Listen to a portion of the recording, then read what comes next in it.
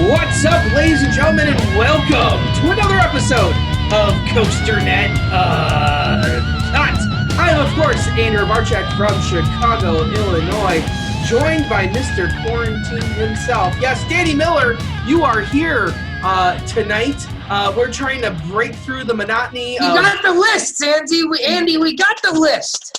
And Danny, these are not lists of people who are being stupid on Facebook. This is not. No, the list would be much longer than this. Yeah. Oh, absolutely.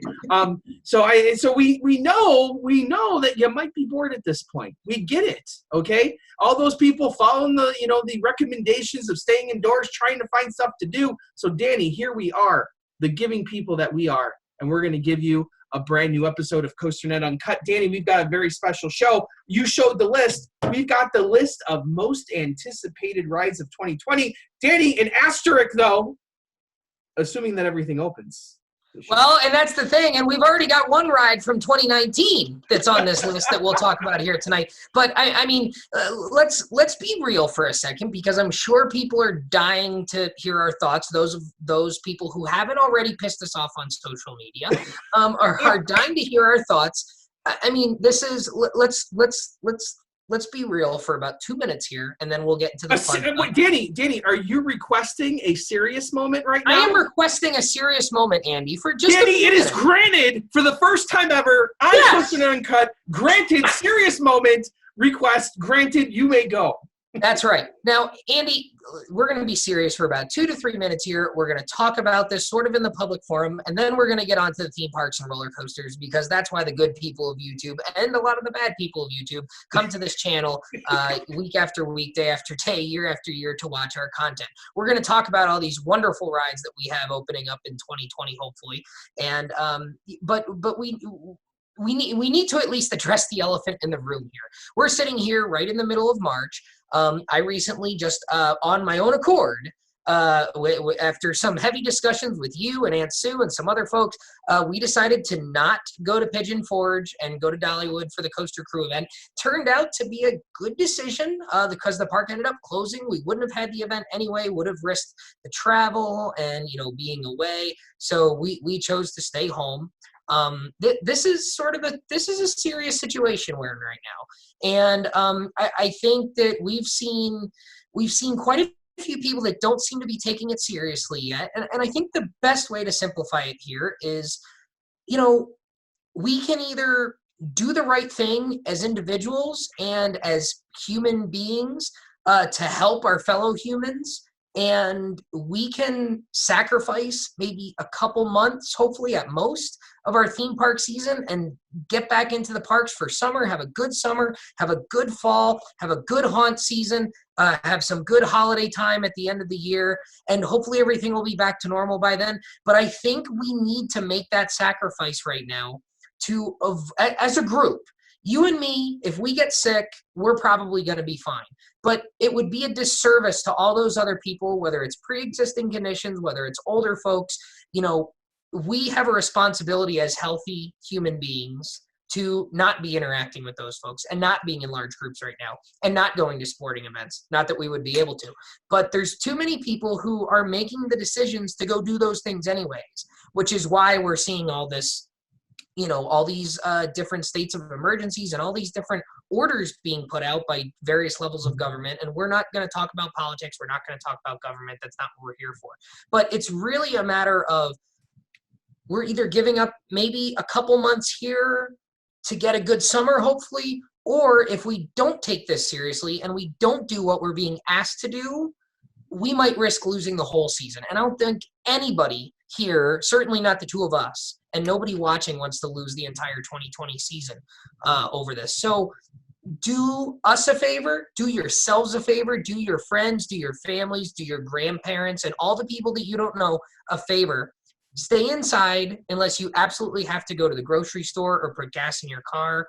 Do the right thing, do the right things, be safe, be cautious, stay healthy, and hopefully we can all be with each other at the parks come summertime. I really don't think there's anything more to say. Well, I will say one more thing, Danny. I've had a standing policy of standing 6 feet away from you for about 5 years now. So yes, this is nothing new for me. Yes, I think Steel Vengeance and Voyage Night Rides are pretty much the only 2 times that we've actually come in physical contact with one another.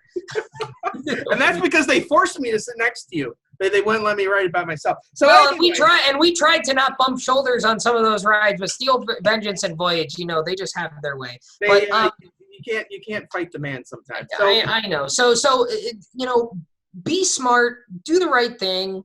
Stay safe, stay healthy, and hopefully we see everyone at the parks here in a few months. And hopefully we get to ride some of these wonderful rides that we're going to talk about tonight, because we're hoping that we can ride most of these rides in the season 2020 sometime this summer. And we're going to go through our normal, most anticipated like we usually do. Typically, we've done this a little earlier, but we thought it was appropriate that to occupy your time while you're sitting there and not going to the theme parks, to give you some theme park topics and maybe some things to get excited about. So we have the benefit of seeing quite a few test runs of some of these rides. Yes. And some of these have already opened and people have ridden some of these. So we have the benefit of some of that as well. To help aid us in our decisions. And how we've always done this in the past, and we've decided to do it the same way here tonight, is, you make a list, I make a list, and then we average the 2 together, and we come up with a combined list. So obviously, things with the average, you're going to have some things on your list that I might not have on mine, so that, kind of skews things a little bit. But, it's all for fun. This isn't like some sort of definitive list. You can have your own list, and no one's really going to take you up on that. So let's start down. So grab yourself an Oreo cookie and a big old bottle of Corona, and we'll go through our top 10 most anticipated rides here this evening. So there you go. So we're going to start down at the bottom, as we always do, with number 10. And there was actually a tie here for number 10, and that is indeed West Coast Racers and Aquaman. Now, wait a minute, Andy, West Coast Racers, that was last year's ride, wasn't it? Last year's. But everyone seems to be putting it onto the 2020 rides. It opened to the public in January, right? I mean, some season pass holders and members got to ride it at the end of December, I think. So, right? they had the media opening, right before the New Year turn. So this one's a question mark. It is down there at number 10. That happening that way, I don't think affected its ranking in any way. I think the general consensus I've heard is that's a pretty good ride. Everything that we said maybe last year came to pass here. Everything it sounds like it's everything we kind of thought it would be. Yeah, it's a good ride. It's a solid ride. Probably the 4th best ride in the park. Still, X2, Colossus, Tatsu, and some people putting maybe a Goliath. I think Riddler and Goliath are both real solid rides. I mean, yeah, it's certainly not any better than 4th. Yeah, exactly. So I think most people are putting it at like the 5th best ride in the park. The comfort collars is somewhat annoying. I've seen a lot of people talk about the comfort collars, because a ride that was not on our list, we'll just, spoil that now, is Icebreaker. A lot of people talking about the comfort collars there as well. And people saying, oh, well, it's needed. It's not needed. We see the skyrockets all over the place without them. The comfort collars are really just there for people's, psychological looking at the ride. But to me, it looks like a fun ride. Looks like maybe an expanded family ride. So one that I think is going to be good, but one that I'm not like racing out to go ride. You're not racing out to the West Coast to ride it? No, not at all. Oh, boy. Also at number 10, we had Aquaman, which is a ride. This might be the first casualty of 2020 for me. Aquaman was a ride that I was looking at maybe hitting in the early part of June, but depending on how things go here, and even if they do go well, I'm not so sure I'm going down to Texas early June anymore. So Aquaman was something I was really looking forward to experiencing. Now, you had already ridden Pulsar.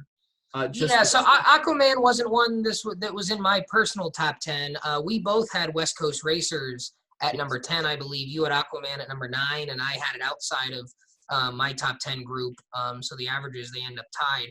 But, having ridden Pulsar over at Walibi Belgium this past year, the novelty isn't there for this type of ride like Aquaman as it is for a lot of other people. Pulsar was one that I was certainly excited for last year, and I'm glad I got to ride it. So to see an exact clone over here, it's not in my top 10 list. There's some more unique rides that I would be more interested in riding. Aquaman probably wouldn't be one that I would get to this year anyway. We just did Texas 2 years ago. If I did make a trip to Texas, it would be a very short trip and probably wouldn't be focused around Six Flags. More likely would be focused around San Antonio for another ride that's going to be a little bit higher on our list. Yeah. So number 9 then is Primordial. Now, Danny, this isn't. I didn't have this one on my list, and you had it on your list. Not a whole lot of information out there. Right, and that's kind of why I ended up putting it here. So I actually had it number 7 on my list altogether, and it works out to be number 9 on our combined list. This is one of those rides where it seems like their Lagoon is working with Art Engineering again, which I think is who did the track locally for Cannibal. I think the way it works is they're right down the road from Lagoon. So it turns out that they're able to manufacture the steel there, and because they don't have to ship it in shipping containers, they can actually manufacture the track in very long sections, which is part of why Cannibal is very, very smooth, because it doesn't have a lot of track seams. Art Engineering, I think, also did the track for Wonder Mountain's Guardian. And because this is going to be an indoor type of attraction, there is some thought that Triotech might be involved, and that it might be this sort of next generation dark ride coaster combination, similar to a Wonder Mountain's Guardian. Skip ahead 10 seconds if you haven't ridden Wonder Mountain's Guardian. Might have like the free fall drop or the dark ride section. Maybe perhaps some shooting with some screens, maybe some elevator lifts. There's been all sorts of stuff sort of speculated on to what might be included with this ride. I've seen a lot of conjecture. I've seen very, very little fact. So I think that uncertainty is why this is somewhat interesting to me, even though it's probably one I will not get to ride this year. May not get out to it for a couple years, but it's certainly one that's going to be on my radar, perhaps. And Lagoon is a very solid park. I mean, between Cannibal, Wicked, and Colossus, the Fire Dragon, they have a very solid couple of steel coasters there. The wood coaster is not bad. Primordial, just another good addition to that, to what is a fine park out there in Utah. Well, and the thing about that too is, I like I said, I went to Lagoon. I wasn't in love with it or anything like that.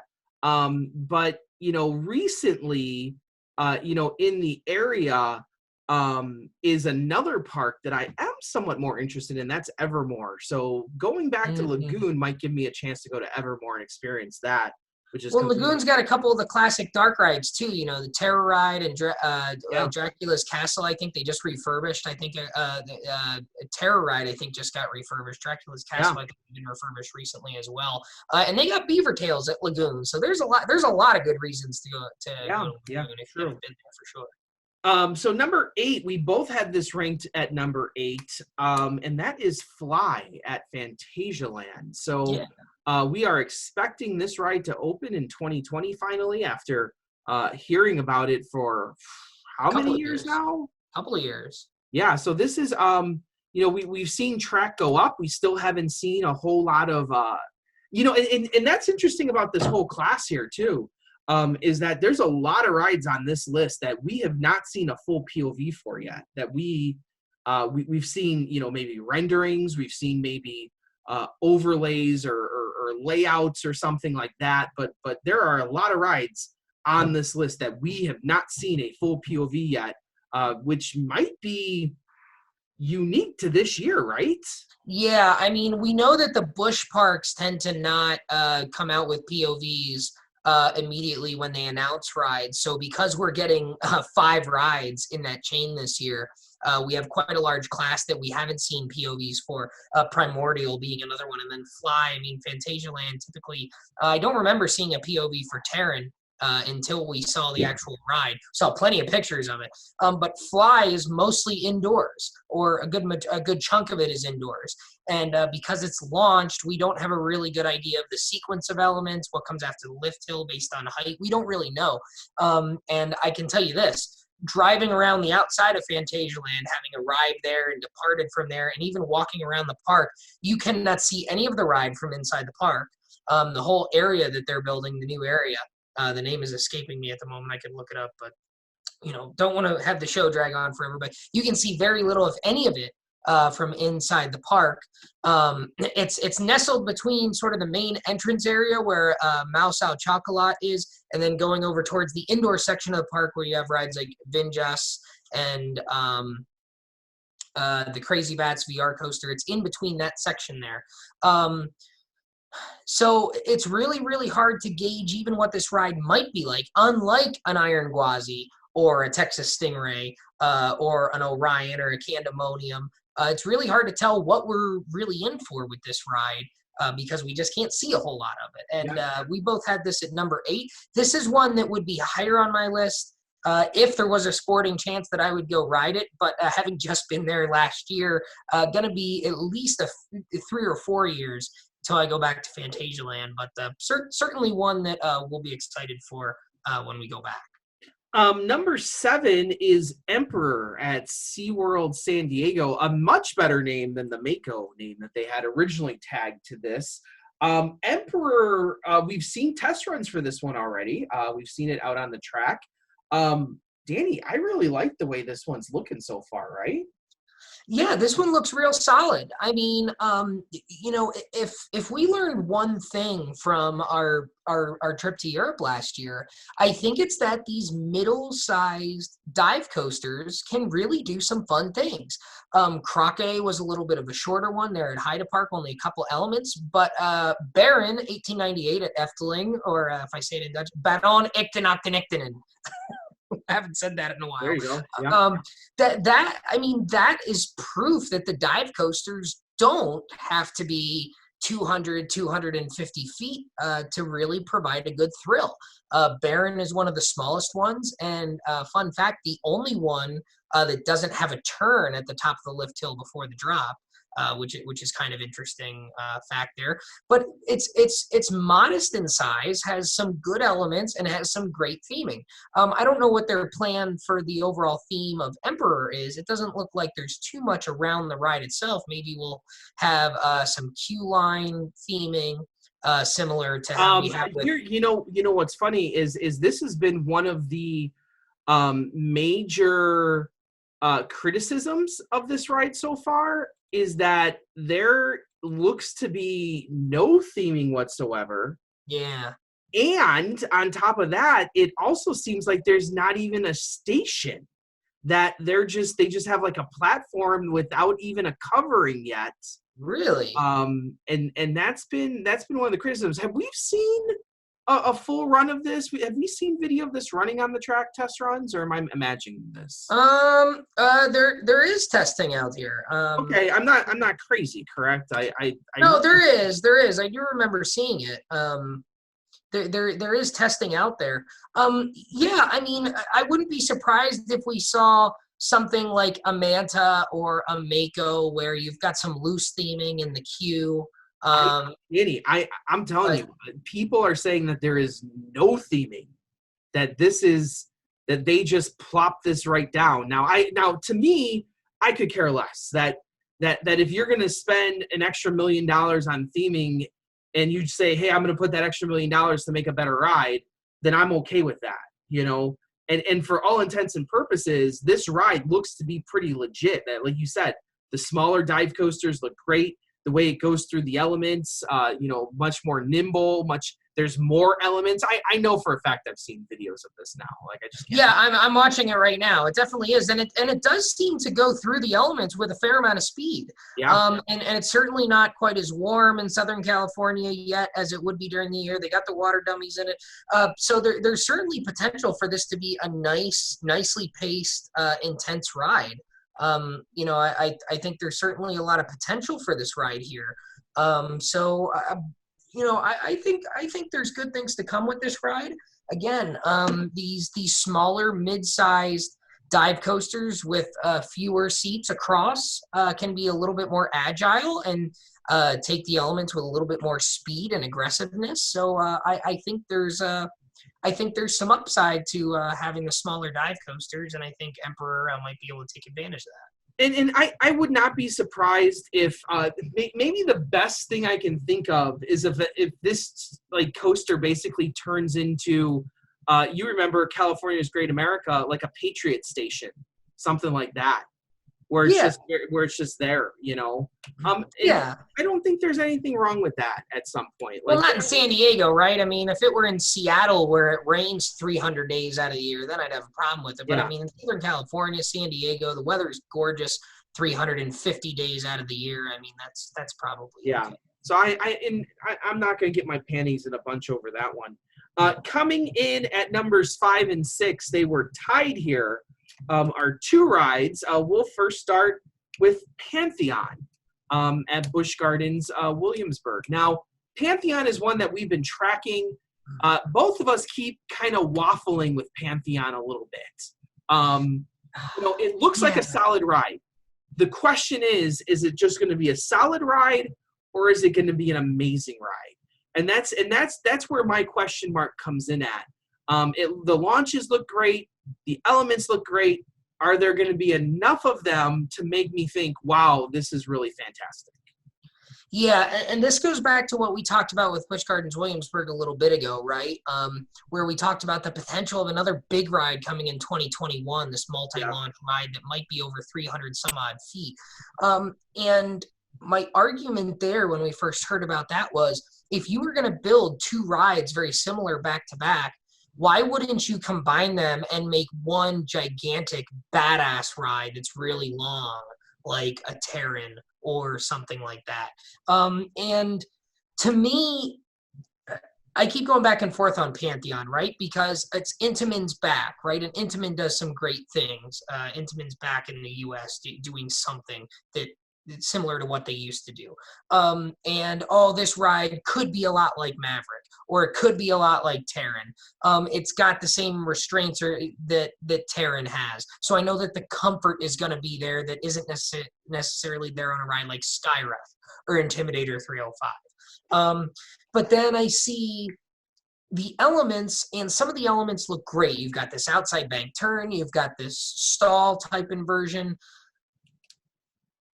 And other than that, you've got a top hat, and you've got some little whoop-de-doos, and you've got a little inversion at the beginning. And yes, you've got the forward-backwards launch over the speed hill, but I don't know if any of that wows me outside of that outside bank turn, the dive to the Rhine River. There's like three elements here that really sort of wow me.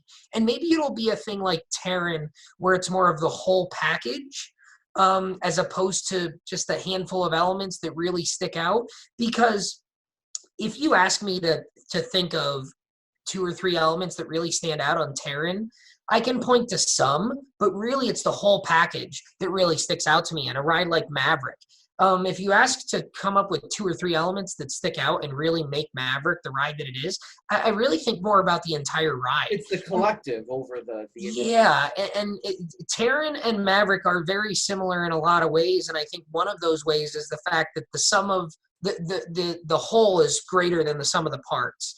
And I don't know if this ride is going to be like that. When I look at this ride, I don't want to compare it to a Terran or a Maverick. I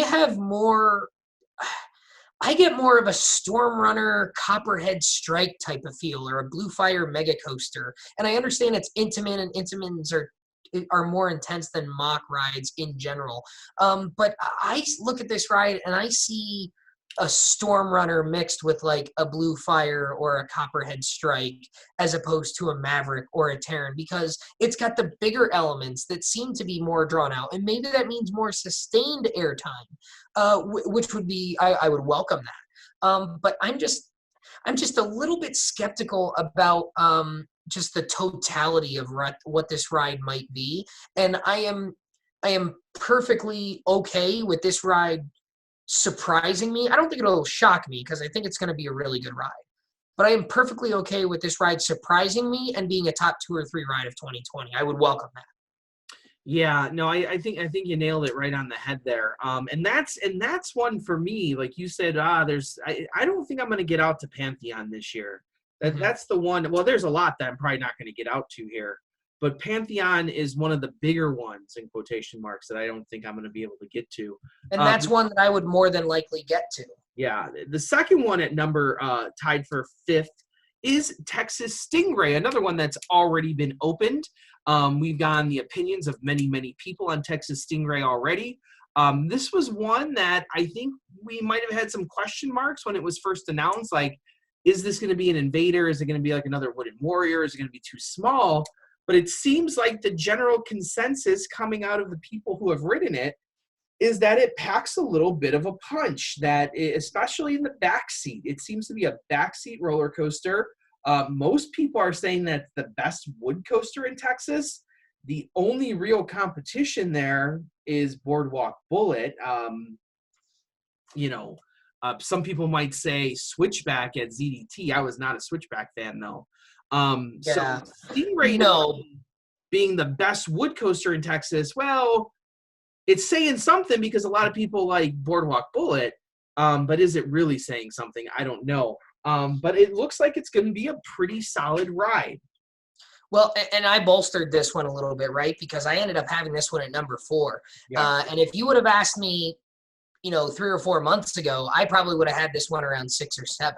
Mhm. But honestly, doing a little bit of homework on this one, watching some of the videos, hearing some of the reaction, and also taking into account that I am a wood coaster guy and I am a GCI guy. You are a Um, GTI mark too, so I am a GCI mark. So, all of those things, when I look at this looks like a bigger Invader. I really like Invader. I don't think Invader is out of this world amazing. I think it's a really solid ride. And one of my things with Invader is, I think I've said this before, I wish it were like 20 to 30 feet bigger.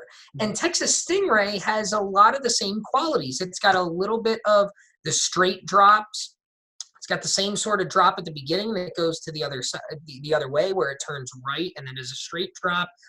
Sort of has some of the turns and the sweeping turns and some of the small bunny hills. It really looks like an Invader that's sort of eaten all of its Wheaties, if you will. I think it's roughly 100 feet tall or so. It's pretty good size. And Boardwalk Bullet is quite a ride. Boardwalk Bullet is right on the border of my top 10. It's just outside my top 10 wood coasters. And that's saying a lot for a wood coaster guy that's been on over 100. So that's in the caliber of rides like Boardwalk Bullet, Prowler, Wood on Timber Coaster. I mean, that's sort of the level we're talking about here. So if this is close to that, I think there's a lot of good things to be said here. I see different elements of rides like Prowler, Joris and a Drock, White Lightning, Invader, certainly, even a little bit of Lightning Racer. I see a little bit of all of those rides in this ride, and if that's the case, then this could be a pretty good ride that maybe we didn't see coming Yeah. at the beginning when all these rides are being announced. So those are some of the reasons that I ended up putting this number 4 on my list. Yeah, and that's and I'll tell you what, that San Antonio area is just getting stacked with a lot of good roller coasters. If they keep investing in that park, that we already see them doing construction work for something else at SeaWorld San Antonio. They keep adding a lot of stuff there. They're investing in Fiesta a lot. San Antonio is becoming almost a mecca for roller coasters at this point, which is kind of exciting when you think about it. Yeah, and this is one that this is a strategic one for me too, right? Because we've been talking about the platinum passes and whatnot. If I wait until the summertime to go down and ride Pantheon and get my pass at Busch Gardens Williamsburg, then those are good for a calendar year. So I could perhaps make a Texas trip next year in 2021 and get this one still on the same pass. So that might have to be something that I look into doing. Yeah, no, I agree. And that was one of the thoughts I had of trying to schedule a Texas trip, was trying to get the Platinum Pass. Exactly. And I just don't know if that is all going to play out right. So who knows what happens there. Number 4, is Jersey Devil at Six Flags Great Adventure. Now, Danny, I was not a huge fan of the single rails. I rode Railblazer out at California's Great America. Like this, I thought it was really good. Don't get me wrong. I don't think it's like a world beater like some people do. And I thought it had some flaws. And those flaws were, it was way too short. It felt like it was over before it started. You do a few things here and there, and you're back at the station. Jersey Devil seems like it might rectify some of those things. It's a little bit bigger, a little bit longer, has a little bit more to do with it. The cars look amazing. I saw the company putting the ride trains together. They were doing all the artwork on it, and they went step by step through the process of how they made the fiberglass heads and stuff. They look outstanding. They do. Jersey Devil, even though it's a park that, I dread going to almost because of the horror stories, I had a great experience there, my one and only time I was there. And I kind of dread going back because I had such a great experience there. I don't want to ruin that. I don't want to get a bad opinion of the park. But this is one I kind of want to ride, and I haven't had that feeling for Great Adventure in a very long time of I need to get back to this park soon, and maybe it's this summer. Yeah, and I mean, I've given my opinions on Great Adventure as a park and also the rides there more than enough times on this show. But this to me is a welcome addition for a number of reasons. I've been outspoken about my opinions of some of the rides there, particularly El Toro. But I mean, the fact of the matter is that El Toro is probably still the best coaster in that park. It's either El Toro or Nitro, really, when you think about it.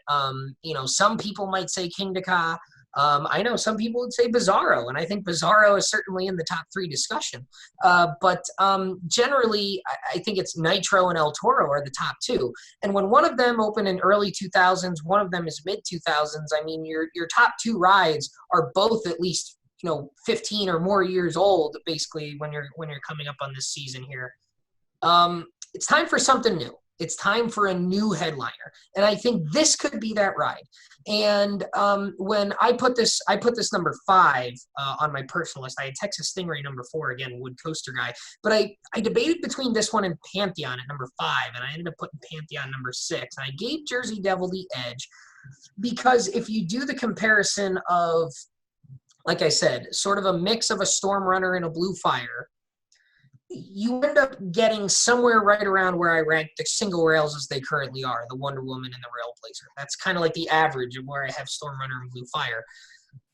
So it would stand to reason that if Jersey Devil improves upon the single rails by making them longer, more air times, some more inversions, some of the same elements that the current ones have, and all those different things, then it would stand to reason that that should elevate it a little bit and would perhaps crack my top 40 or 50, which would be very, very, very strong. And I use that logic. I don't know if Pantheon is going to be that level of a ride. I have more confidence in Jersey Devil being that level of a ride than a Pantheon based on what I've seen thus far. And I think Jersey Devil excites me a little bit. I think that has a greater opportunity to really knock my socks off, if you will. So that's why I ended up putting it ahead, and it ends up number 4 on our combined list.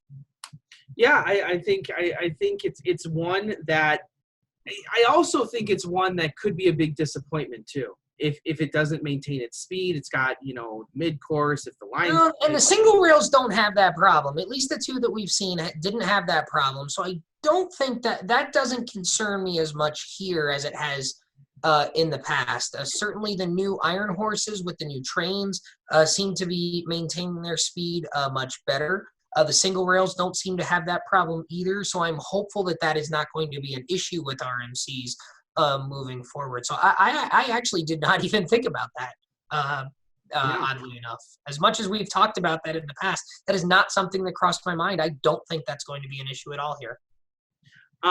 So can you tell I have my rankings off to the side here as we're talking? I'm looking at mine right now to see what's up there. Yeah, that's right. We're both doing same. People probably think we're not paying attention here. We're looking at our rankings off to the side. So the next one, the 2 and 3 is tied as well, and this should come as no surprise to people because a lot of people are talking about both of these. And at the sake of not wanting to offend anybody, because you know, if I don't say a certain one up higher, people will get offended. So say them both at the same time. Orion and Candemonium are tied for 2. We'll talk about. Oh, was I supposed to say Candemonium and Orion in sync with you? Yeah. Okay. Candemonium and Orion tied at number 2 and 3. You know, so Candemonium, you know, and maybe we'll just talk about them together here because we've talked about both of these rides so much already. Yeah. That's all we've been talking about. We've seen, you know, test runs of Orion already. It looks really fast. That's what a lot of people are saying. That it looks fast. I don't think that comes as much of a surprise to me. No. It should look fast. And like we said before, if this can be a lot like Leviathan, but get rid of all the flaws of Leviathan, of how it slows down, how the whole second half's just throwaway. If it can rectify all of that, it's going to be pretty good. I'm not going to go out and say that, oh, it's going to be the best of the Gigas. I don't think it's going to be that at all. No. I think it's going to hold its own though, and I think it might be in the middle of the pack of the Gigas, and you can rank them however you want after that. Yeah, I mean, if we look at just the Giga coasters here, you've got Fury 325, you got Intimidator 305, you got Millennium Force, you've got Leviathan. We'll leave out Steel Dragon 2000 and Red Force and some of those for, you know, we'll just talk about the big 4 for the sake of the folks who are probably watching this. We'll talk about the 4 that mostly everyone watching this has probably ridden. For me, I don't expect Orion to be better than Fury. I don't know if I expect it to be better than Millennium or I-305, but would not be shocked, wouldn't be surprised even if it is. I do expect it to be better than Leviathan, because we've talked about how Leviathan, fantastic roller coaster, not an unflawed roller coaster. The second half of Leviathan does have its moments where it doesn't really meander because you're going really fast. It's just not overly forceful. And Orion's last few elements... interesting either. Like, it's just like there. It's just doing stuff. I mean, Leviathan's last turn is sort of just a bank turn. Orion's last turn sort of looks like it's trying to do the Fury treble clef thing. So it's just spicing it up a little bit. Instead of just a high-speed turn, it's got a little bit of a helix, kind of like what Fury does towards the end. We've got a speed hill in there, which is Leviathan's best moment. We've got a couple of big airtime hills, which are also on Leviathan and Fury. We've got some turnarounds. Airtime doesn't seem to be the main focus. It does have airtime moments. We've got what looks like could be some graceful moments. We also look like we have some pretty intense moments, perhaps. So this is a ride that I expect to be better than Leviathan. And my logic for it now, you had Orion 2, Candemonium 3. Is that correct? Yeah, and my looking at it is I'm a little bit different. I think the question mark, I still think Fury's going to be better. I think Leviathan's going to be worse. I also think I-305, but I'm not a huge I-305 fan. I'm hoping that it's better than I-305. And the question in my mind is a question between Orion and Millennium Force. That's the question in my mind. And if it's better than Millennium Force, that means it's a top 10 roller coaster for me. If it's a little worse than Millennium Force, it still might be a top 10 roller coaster for me. You know, depending on how things shake out. I think in general, though, Orion is going to be better than Candemonium just based on sheer speed. Now, there's some stuff that you've been talking about with Candemonium as of late that maybe have me questioning a little bit of that. Yeah, so here's a couple things. If I were to look at where my Gigas are, I've got Fury up at the top there. And then if I look at my top 20, Leviathan, I have number 20. I have Millennium at 13 and I-305 at 10. So I think that's kind of the range where we're looking at here. So now I want to point out the comparison that people have been making to Candemonium and the one that I've been making to Candemonium, which is Mako. Because the layout looks very similar to Mako. It's going to have the 7-row trains like Mako. It's got a similar turnaround to Mako. It's got a speed hill like Mako.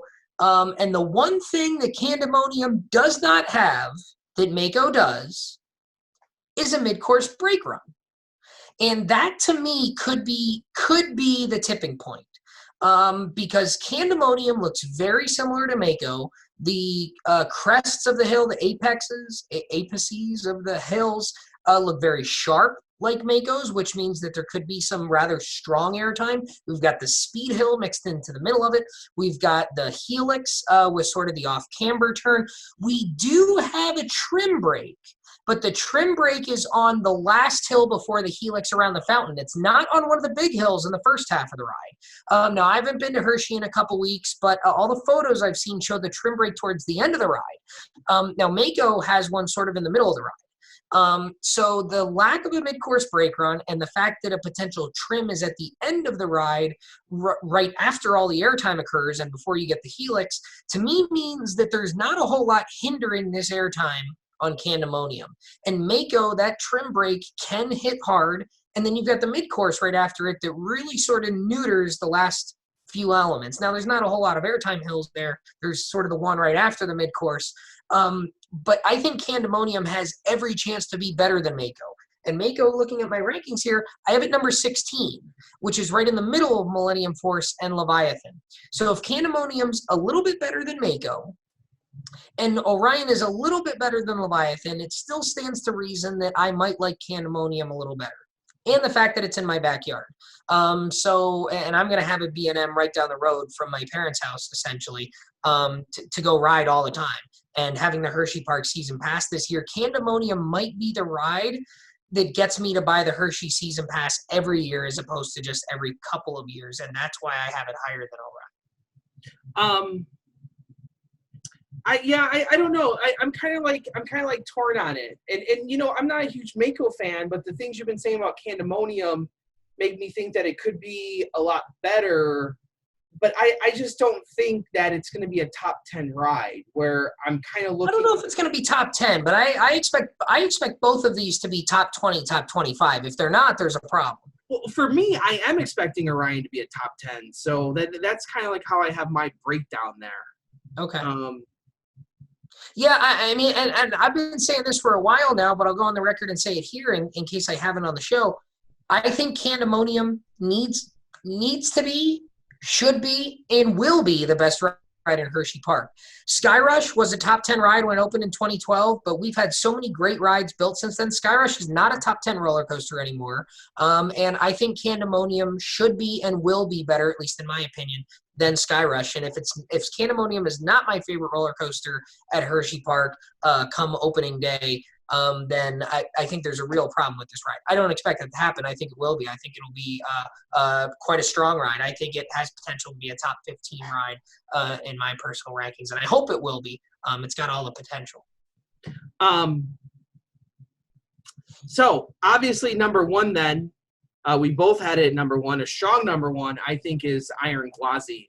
After seeing the test runs, this would not have been the case 3 months ago. I will tell you that, because when we voted for the Ride Warrior Choice Awards and I submitted my ballot back in November, I voted for Candemonium as my most anticipated ride. I will say that. And I changed it in the last couple weeks here, having seen some of these videos. Yeah, you looked at all the videos. You know, Busch Gardens put out their multi-point of view video. And this thing looks like it's just flying through the track. This ride looks dangerous. I was talking with Adam the Beard Man the other day, talking about these, and when we rode Mind Blower together, we said that it was bonkers and irresponsible because of all the things that Mind Blower did. We said that this looks like the Mind Blower of RMCs. No, it really does to some extent, and it.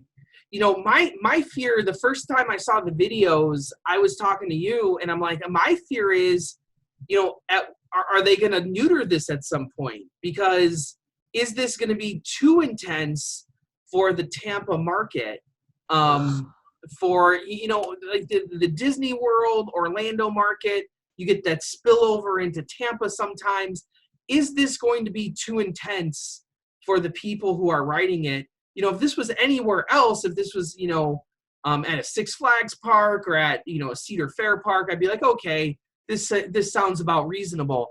But the fact that it's at Tampa and you don't really have those rides that, really. I don't know. You've got Cobra's Curse, which is a really nice family ride. You've got Cheetah Hunt, which is sort But of those are the exact examples of them not going all in. But no, but I'm saying that a lot of their more recent rides have been sort of that caliber. Cheetah Hunt is sort of more of a family style launch coaster, at least in the ways of not being super intense. It's got some intense moments, but generally it's a little bit of a tamer ride.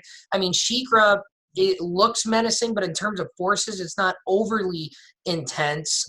You've got some intense moments, and the drop is big. But I mean, really, the intense rides at that park are your rides like Kumba and Montu in terms of the forces, and those are your older rides. I mean, even Tigris is sort of, it's with the comfort collars and everything. Tigris isn't this out of this world overly intense ride. Yeah. I think it's about time that Busch Gardens Tampa had that over the top intense ride, and that's something that we've been saying this. We've been saying this for years. We've been saying this for years, Andy Urbarchek. We've been saying that Busch Gardens Tampa, as fine of a park as it is, one of the best in the country, and a very, very solid roller coaster collection, we've said that it doesn't have that out of control airtime intensity machine. It's never really had that a lot of your other big signature roller coaster parks have.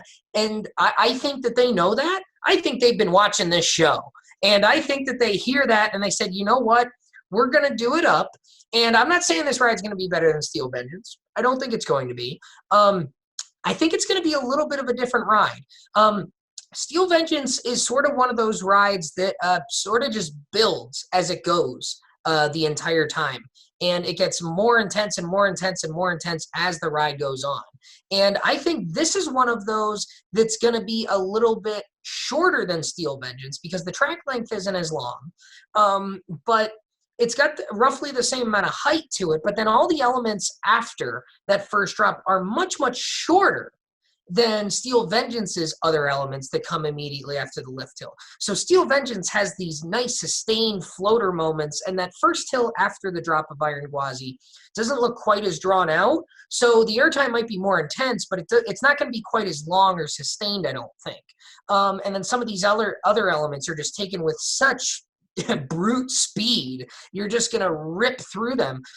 If Steel Vengeance is sort of, the ride that builds and builds and builds and builds, and Steel Vengeance, for lack of a better comparison, is sort of the voyage of the RMCs, I feel like Iron Quasi might be the Intimidator 305 of RMCs, where it's a little bit shorter, but it's just balls to the wall the entire way, whereas Steel Vengeance starts off like 4/5 balls to the wall, and then about the halfway point gets all the way there, and it's just super, super long, where it's almost too much, where I don't think Iron Quasi is going to have quite that same feel. It's going to be one of those things where it goes balls to the wall for 30 to 40 seconds, and then you're going to be done, and you're not going to be completely out of breath by the time you're done with it, but it's still going to be an amazing ride. I expect Iron Quasi to be a top 10 roller coaster. No, I do too. I a lot of people, are getting tired of the RMC stuff, but at the end of the day, this does some different stuff, man. This does coming up with new stuff here and there. That thing underneath the lift hill is unlike anything we've ever seen. I mean, it's almost sort of the Steel Vengeance first inversion in reverse, if you kind of think about it,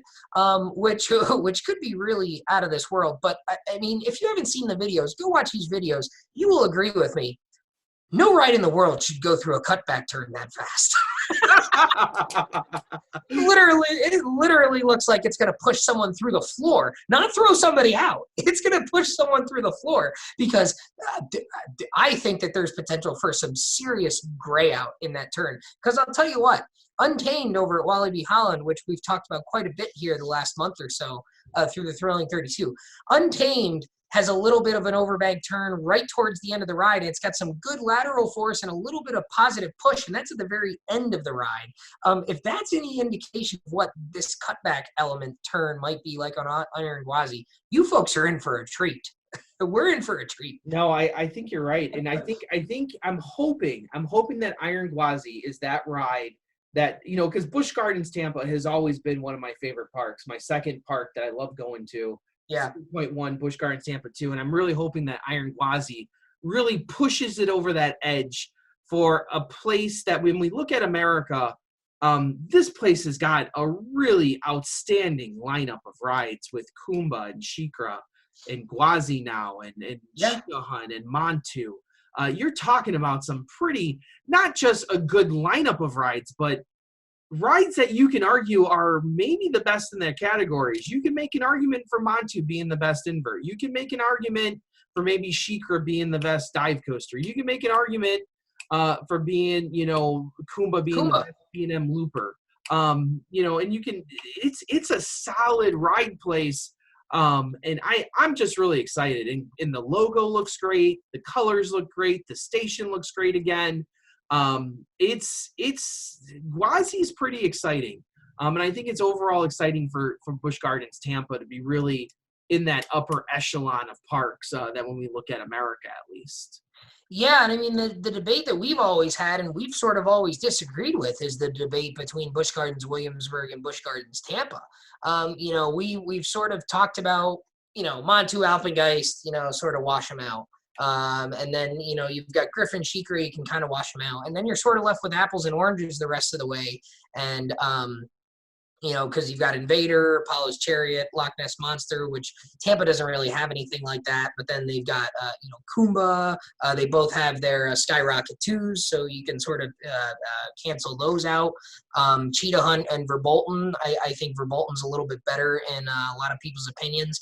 But generally speaking, Busch Gardens Williamsburg isn't going to have anything like Iron Quasi. I mean, Pantheon looks like it's going to be a solid ride, but let's be honest, Williamsburg isn't going to have anything quite like Iron Quasi at this point. So, this might be the one. I've always said, because me being such a big Verbolten and Apollo's Chariot fan, I've always sort of given Williamsburg the nod here, but Iron Quasi might be the one to finally get me to cross over into the Busch Gardens Tampa camp as far as the best coaster. I got news for you. Tampa's been better for about 20 years than Williamsburg. Yeah, I know. I don't know where you've been. You've been saying that for years, Andy. And you're a little late to the party on that one. But so that is our most anticipated. Breaking news from Internet Explorer: Busch Gardens Tampa has the best coaster collection. Seriously, right? So that is our top 10 list for most anticipated rides of 2020. I'll tell you what, Danny, collectively, this looks like a pretty damn fine list. After this year, where we struggled to even think about, we said, oh, well, we could rank the rides from 2019, and we're like, why even bother? Nothing. Untamed, and then everything else is down here. Yeah, and nothing really jumped out on the page. So it's kind of like, why even bother? But this group, I tell you what, there are a lot of things to talk about. And even the ones at the bottom of this list, West Coast Racers, Aquaman, Primordial, Fly, even the ones at the bottom of the list look like they could be outstanding roller coasters. So that's what makes this year exciting. Andy, before we end, I'm going to go out on a limb here. I'm going to go out on a limb and make Oh, no. He's going to do it. Last year, Untamed, the only 2019 ride to make the Thrilling 32. In fact, the only 2019 ride to even be in the top 50. We might have had a wood coaster overseas. I'm not sure if Wood Express was one, but generally, only one that we were really talking about in top 50. We talked about 2018, and we talked about the potential of the 2018 rides. And we saw Steel Vengeance, Twisted Timbers, Time Traveler, Twisted Cyclone, Oscar's Wacky Taxi. I think we saw those 5, right? 5? Yeah. I'm going to go out on a limb, and I'm going to say that we will see 5 2020 rides appear in the Thrilling 32 next year. I think we'll see Iron Quasi. I think we'll see Candemonium. I think we'll see Orion. I think we'll see Jersey Devil. Because we saw Wonder Woman this year, so I think we'll see Jersey Devil because I know a lot of people will go ride it. And I think between Pantheon and Texas Stingray, one of those will get it. Don't know which one. I'm not going to make a prediction on one, but I think one of those will get it. I don't disagree. I thought you were going to go on a different limb. I thought you were going to go on the limb and say this is the best coaster class we've ever seen. No, I don't. I don't think it's quite there. I don't think it's quite there. But we may come back a year from now, I and tell you what, Danny, you we could might be talking about it. I mean, what are some of the big ones? I mean, you could have 20. two top 10 steel coasters. Yeah, You could have at least one top 25 wood coaster. yeah. You might have, a handful, maybe 2 or 3 more top 25 steel coasters. This isn't just numbers. You got, like I said before, you got quality here too, which makes it different. Yeah. I mean, the years that jump out at me. We've done that show already. You can go look at that show. We've done We that. have, but I mean, 2006 and 2015 are the 2 years Yeah. that jump out. I mean, 2015 with Fury, Wicked Cyclone, Thunderbird, Twisted Colossus. I mean, there were others. 2006, Voyage, El Toro, Patriot, Goliath at Six Flags Over Georgia. I mean, just to name a few. There were plenty more in that class as well. We could look back in a couple years and be talking about 2020 as one of the best years for coasters, for sure, at least in the 2000s. But, like we said at the top, be smart, and hopefully we can be riding these rides in a few months. That's what it comes down to right now. We have to. Most of these parks aren't opening up these rides till Memorial Day anyway. So come on. So everyone, thanks for joining us tonight. Stay home, stay safe, stay healthy. And hopefully we can get out to the parks and ride these great rides here in a couple months, right? Yeah. And I'll still keep 6 feet away from you, so don't worry. Yeah, that's right. That's standard practice. So, as always, I'm, of course, Andrew Barczyk from Chicago, Illinois. And I'm Danny Miller from Binghamton, New York. Right on, Ride Warriors. Take care, guys. See you next time.